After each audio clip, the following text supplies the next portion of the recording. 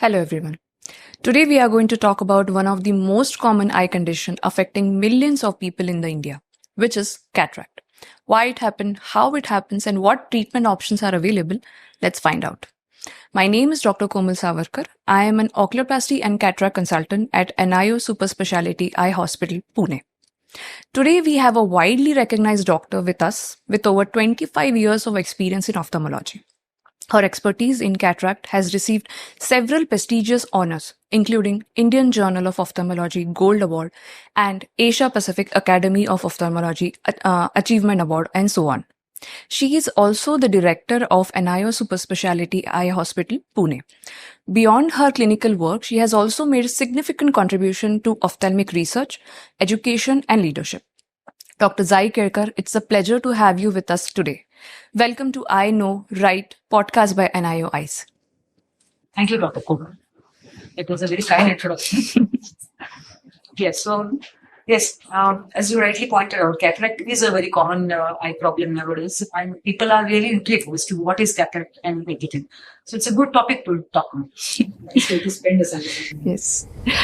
So, ma'am, let's begin with basic. What exactly is cataract and what happens exactly in the eye when cataract develops? To understand this question or to answer this question, I would say we have to know a little bit of the anatomy of the eye. There's a crystalline lens inside the eye, which is akin to a lens of a camera, and that helps the eye focus distant objects, near objects, by changing the curvature. So when this lens starts opacifying, then cataract develops. So the result is that because it's not a transparent structure anymore, it's an opaque structure, the eye cannot see properly because sufficient amount of light is not reaching the retina, and which results in a very blurry vision. Okay. Once you start having that, you have the symptoms of cataract, and that is what is happening inside that, leading to this. Okay. So as you said, this crystalline lens is present since birth. So does that mean cataract can happen at any age? Yeah, it's a very well asked question. Yes, cataract can happen at any age, and these days it comes as a surprise that even children can have cataract.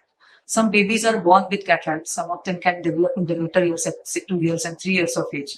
There are several risk factors for that, like premature babies can have early cataract. There are some maternal infections which can be acquired in the womb itself, which can lead to congenital cataracts. Even young adults or even people in their 20s and 30s are nowadays coming up with cataract. So the reasons are manifold. For a year, it was thought that cataract is only associated with aging. Only people who are about 60 or 70 will develop cataract. But there are certain risk factors which are now rising. India is considered to be the capital of diabetes. Diabetes is one of the biggest risk factors for early cataract development, or the cataracts to become very hard and very difficult to manage also. So root sugar control is very important because it depends on the duration of the diabetes. Also having high myopia, that is high number of also can lead to early cataract. And certain drugs like steroid usage. We have herbal medicines which have steroids. People are unaware of it and they're using it. Certain cosmetics also may have steroids. So all of these factors contribute. And yes, these days even stress is one big factor which could be contributing in people developing early cataracts. Okay. So I think it's very important that patients should understand what are the early signs and symptoms of the cataract that they should not never ignore. So the first thing that is going to happen is your vision will not be clear. You will start seeing things very blurred or very hazy. Commonest complaints that patients come up with are that with their driving, their difficulty in driving is experienced. When the light falls on the eye, bright light especially, and of course, if you're driven in India, everybody is driving on a high beam. So it's very difficult. It's a blinding light. But even in a low beam, people are not able to navigate.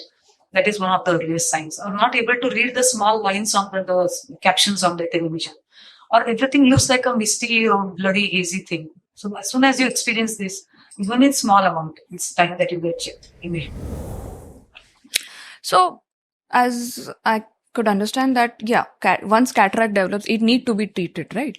So what are the steps of the cataract and what has been changed over the years of 10 to 15 years? The most important thing to understand is the lens has opacified. As I said, it's not transparent anymore. So the simple thing to do is remove that lens and replace it with a nice transparent lens, which is an artificial lens. So that is the crux of the cataract. So in the last 10-15 years, or even every year ophthalmology is seeing advances almost every day. It's the most evolving branch. So earlier we have to remove the cataract out of the eye. So for that, we used to take a very large cut where you needed sutures or stitches to sew up the wound after the cataract was extracted. But from there, everything is now coming smaller and smaller, and then came the tunnel incisions, which used to be about 6 to 7 millimeters. And from then, we are now looking at incisions which are even less than 2 millimeters. So it's like a laparoscopic or a mini laparoscopic surgery.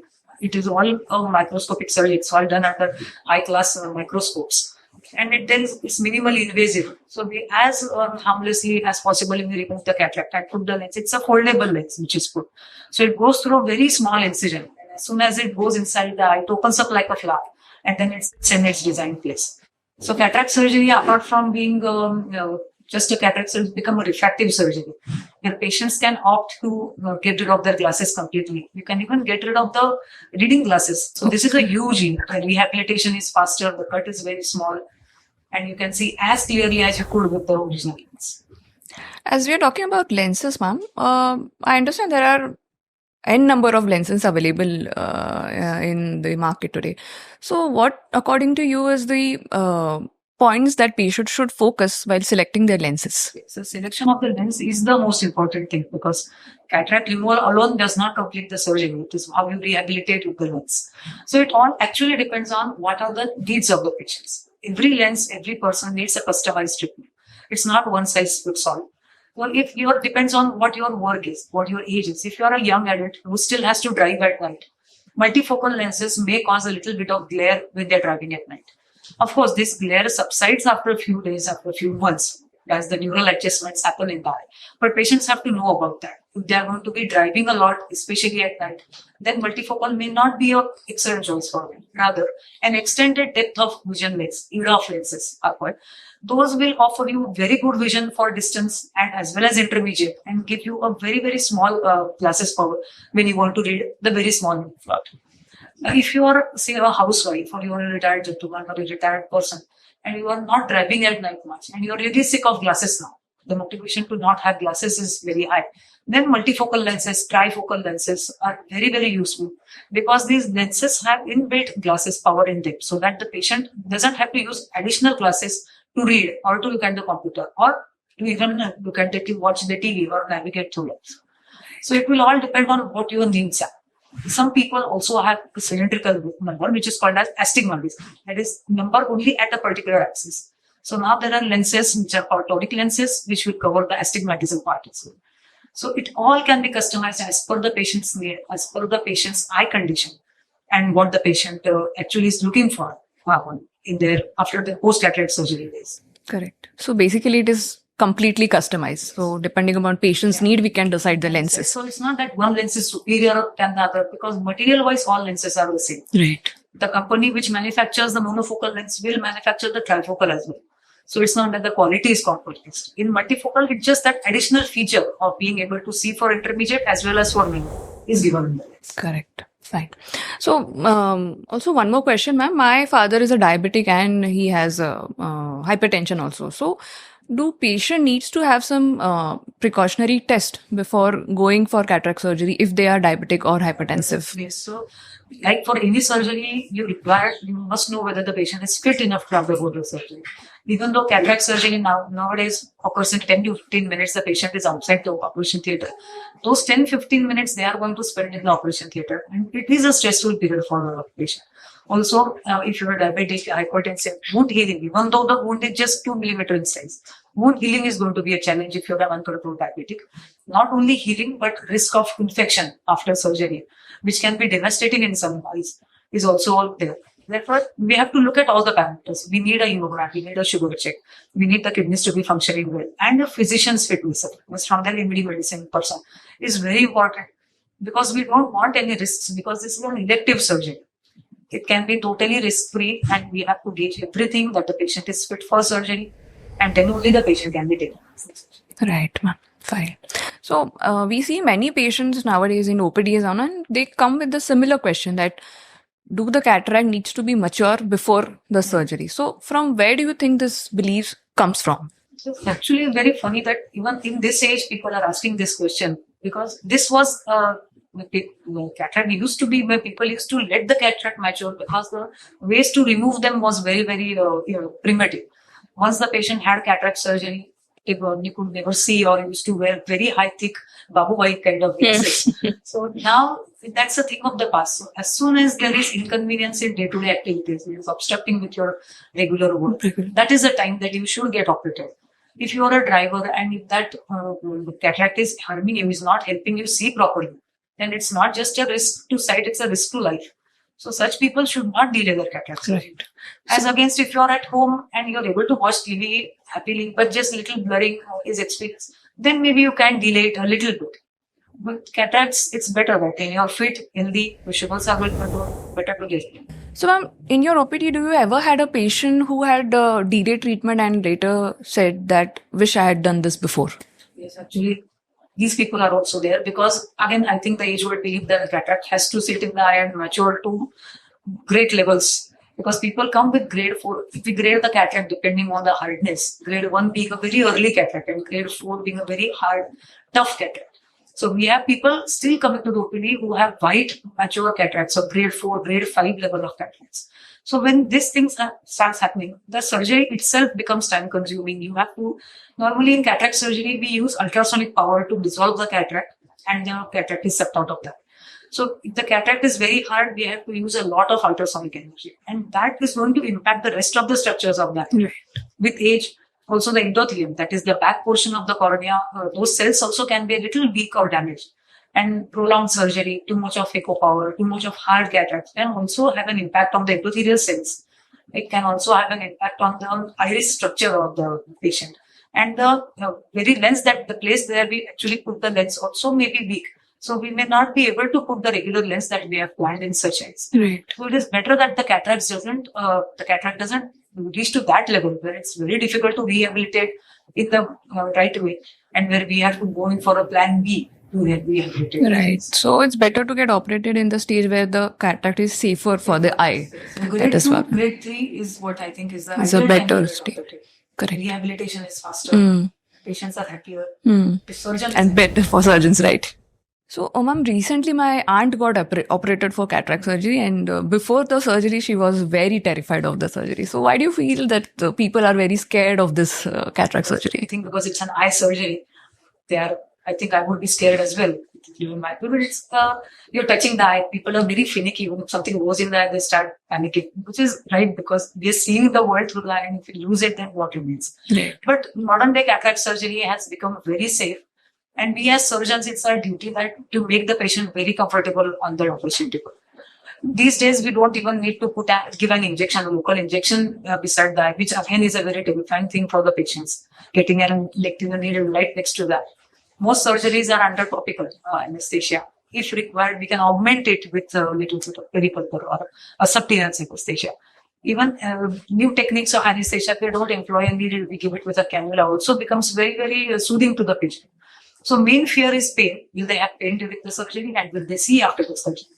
So there are ways and means to make them comfortable. So there is constant anesthesia or a person who is monitoring the patient. We are talking to the patient, and then there's a music in the operation theater. And once they know that there is no pain, we often see that patient's heart rate stabilizes and they are in a very happy mood. And many patients have said that when actually the phaco is going on, they can see a plethora of lights. I remember one particular granny, she had told me that she thanked me actually. She said, I saw one particular shade of pink, which I had a frog when I was small. Oh. After that, I'd never seen that pink. So thank you for It's a happy experience for them. my childhood. So it can be a fun thing. So it's nothing to be terrified of. We are there, we take care of you, and we ensure that you are the happiest person in the room that time. That's great to hear, ma'am. So, in this modifying technology nowadays, do you ever feel that AI will ever take over our cataract surgery or any robot-assisted surgeries? So as long as it remains assisted, I'm happy because if the robot takes over, then. But AI has started coming into ophthalmology big way. And that is helping a lot because it is not just, the surgery is not just limited to the eye, the cataract. All the layers of the eye also have to be considered because there's a big principle in electrical engineering that any change in the circuit is transmitted throughout the circuit. So if you are making a change there, you're placing the lens, then you have to know how the rest of the structures will do. So there are OCT, optical coherence tomographies of the retina, of the cornea. We are able to look at the cells. We are able to even identify what lens power will be perfect for the patient, which lens will help the patient see better, what contrast sensitivity will be useful to the patient. And you can actually simulate and see how the post-operative outcomes will be. So all these are helping us get a precision for the patient, a precise outcome. So here, use of AI, or we have the femtocataract surgery. Laser is employed where cuts are made on the cornea as well as on the lens. So it opacifies the lens and emulsifies it. And in turn helps us use less ultrasonic power, which is very soothing to the eye. And next level precision is obtained when we use these robotic procedures. So far, whatever advances AI has made are very promising. But yes, they do it all again. Still, it depends upon the man or the woman behind the machine. Right. So I've heard about those 3D cataract surgeries as well. Are those like? So it's a very exciting concept. We surgeons spend a lot of time in the operation theater looking through the microscope, and often the posture is not correct. And then we start developing neck problems, back problems. So to obviate this, this company has come up with RTO, has come up with a huge screen, and you wear 3D goggles, and you can actually see the eye as if you're seeing it in real time. Right. The curvature, the contours, everything. Microscope gives us a 2D view. This gives us a 3D view. And because of that 3D view, you can see more structures. Because of the magnification, you end up being more safe for the patient. So definitely outcomes are better. Better. There is a short learning curve because we have been practicing using the microscope. So switching over to the 3D thing becomes different. It's different. It's like a VR headset or We something. don't have a Microsoft implementing in the alien of things. But a huge wow factor for the surgeon as well Right. as in terms of outcomes for the patient. So, ma'am, are the pediatric cataract different from adult cataracts? Essentially, yeah, the adult cataracts are different from pediatric because adult eye is different than the pediatric eye. The pediatric eye has still not developed completely. And since it's in a stage of formation, how the eye will react to surgery is also very different. The pediatric cataract itself looks different. And it has a huge impact on the child's vision. In adults, we can guide the patient and say that you can still wait for surgery till it doesn't hamper your day-to-day activities. But same is not the case in a child. The dictum is that as soon as you diagnose cataract in a child, it has to be operated. Because there's a huge risk if the child is below 7 years of age, then there's a huge risk of the child developing amblyopia, or what's called as the lazy eye. Lazy eye means the eye is there, the eye is functional as well, but it is not able to perform its duties to its full potential. And this cataract is the cause in these patients because the cataract is not allowing the light to enter the eye and help the retina give information to the brain and in turn make the eye. So, in such case, ma'am, in pediatric cataract, where the patient itself cannot tell that they cannot see. So, what advice do you give the parents that you should look for such kind of symptoms? Yes, because children to age of 10 years are not able to detect any changes, reduction or increase in vision. So, this question is very important. So, just periodic eye checkups. First eye checkup should be at least at 3 years of age. If the child is a full-term normal delivery and parents have noticed that the child is seeing well, able to look at birds at a distance or look at the TV, read billboards. But if the child is not doing those things, the child is going too close to the TV, holding the reading material too close, or the toys too close to the face, the eye is squinting, or if the child is premature or there has been any recent illness, severe illness, then the eyes should definitely be checked. Because these things can start and nobody's going to notice it unless you get them checked. We have patients coming to us because of the squint. Often the eye will start squinting because the cataract has developed. The eye is no longer a seeing eye. Gradually, the eye starts deviating upwards, and then the parents notice that he wasn't squinting before, but now my child is squinting. So it is not just a squint evaluation. They have come for that, but then when you make them sit on the slit lamp, you notice that the lens inside of the eye is opacified. That comes as a shock to many parents, and first thing that crops up, it's a child. How can the child have a cataract? Right. But yes, they do, and screening is the only way to detect it. And the parents often ask that, do my kid needs to wear glasses even after cataract surgery? So how true is that? Yes, that is true. And glasses again is a huge taboo thing, but people are really, really unhappy when the child gets glasses. But yes, after cataract surgery in adults, we are able to remove glasses completely. But same is not the case with children. They will require glasses because, as I said, it's a growing eye. even if the child doesn't have cataract, but still just glasses, their number keeps on changing or rather increasing till they reach 80 minutes of age. So similarly, when we put an artificial lens in the eye, that lens is not intuitive lens that the age has increased, now the lens will change its power by itself. So yes, you have to supplement with glasses. But when we measure the lens power, that the artificial lens which goes in the eye, it is so calculated that by the time the child turns 18, the number will either diminish or go away. So, but those formative years, the child will have to go to glasses. Correct. It is Ma'am, what post-operative care do you advise for all the patients?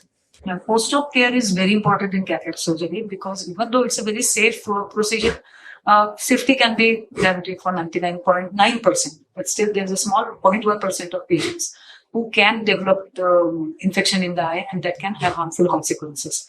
After any surgery, your doctor will advise you eye drops, eye care, and eye hygiene, which has to be maintained. It is very important that you do not keep wiping your eye with either your handkerchief or your pallu, which we see so commonly in the orthopedic. So it is very important that you sterile, what do you call them now? Wipes. Sterile wipes or boiled cotton, which is squeezed, and then you can use them to clean your eye. Because often the drops will also form precipitates on the lid margins, and those precipitates can attract dust. So it's very important to keep your eye clean at all times. Stick to the timings that have been given for installation of drops. Wash your hands always before installing the drop. So the caregiver also has to know that these things are very important. Try not to sleep on the side of the surgery, at least for 3-4 days, because some people have a tendency to press against their eye, against the pillow when they sleep. So we don't want that to happen because there's no sutures to the incision that has been made after the cataract surgery. Again, if you report that the eye looks red, if there's a lot of pain or you're not seeing very clearly or vision has suddenly deteriorated, those are emergency things and you have to contact the hospital immediately if such a thing arises. So if you follow this post-op care, be very careful and mindful. Rather than worrying, just be mindful. Now, cataract surgery can be a very safe experience. Right. And many of the patients, usually workaholic, usually ask that, ma'am, when can we resume our work?